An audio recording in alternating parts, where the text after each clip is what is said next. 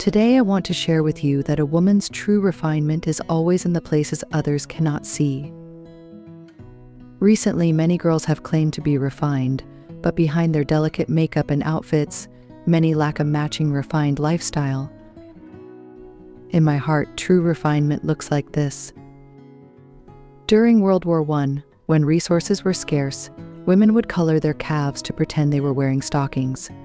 During the economic depression of World War II, Parisian women would budget carefully, saving a coin from their bread money to buy a bouquet of flowers to take home. In college, a girl in our dorm would pick up fallen petals or leaves on the road, and if they were interesting, she would take them back to dry and make bookmarks.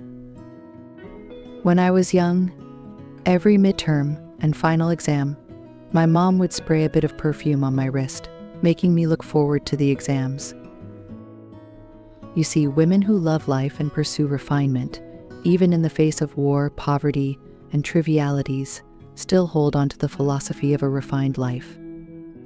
They discover many small joys and small certainties with taste, style, and a vigorous attitude, pulling themselves out of silence and adding sweetness to life. In my view, the only standard for a truly refined life is looking glamorous and not cutting corners in private. Refinement in life is subjective, but I believe cleanliness is the first step. Once, I went to an aerobics class with a gym buddy.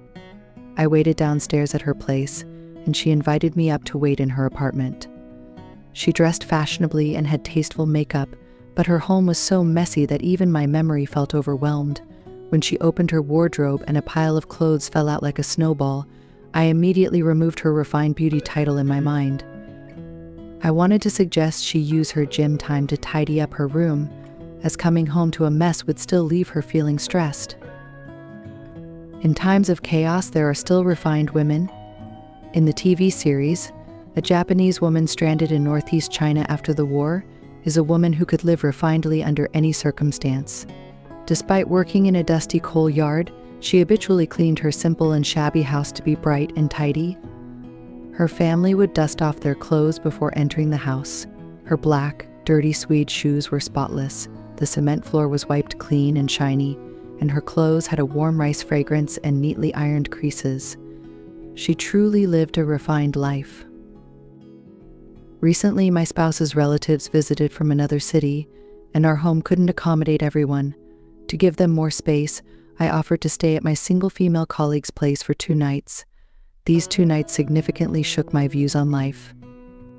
As soon as we entered, she removed her boots, put on slippers, and stuffed 2 charcoal bags into her boots to keep them fresh. She changed into comfortable home clothes, used a lint roller on her down jacket, and hung it up. While chatting, she watered her plants with properly diluted nutrients.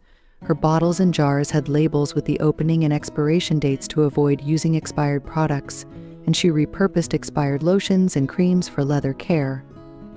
Her refinement came from carefully looking after herself, not from brand names or pretentiousness, but from the small details of self-love. Before marriage, I used to dislike the phrase getting by, thinking married life was all about endless chores and troubles, leaving one disheveled and exhausted. However, my aunt, a seasoned housewife, lives a life of high quality. Her elegant kitchen feels like a 5-star tourist spot. A used glass bottle cleaned and filled with water, with 2 green plants inside, becomes a kitchen decoration. Her cabinet corners have fragrant dried flowers and small pottery jars, and handwritten recipes and postcards from friends are stuck to the fridge. After meals, she applies hand cream, plays her favorite music, puts on gloves, and hums while washing dishes. Once done, she brings out beautifully arranged fruit platters, with fruits readily available, adding a poetic touch. A clean and pleasing kitchen makes cooking a joy, while a greasy mess makes one frown and causes wrinkles.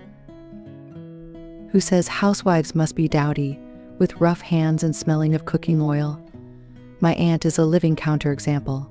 However, it's not just fragrance that can relieve stress, nor can copying fashion lists bring happiness. Your taste and effort are the designers and builders of your life. Though many people's lives are dominated by fast pace and anxiety, I still admire those who minimize life's wear and tear and maximize their energy. Refinement doesn't come from living above life but intertwines with life, becoming part of it. Only with refinement can one excel in life.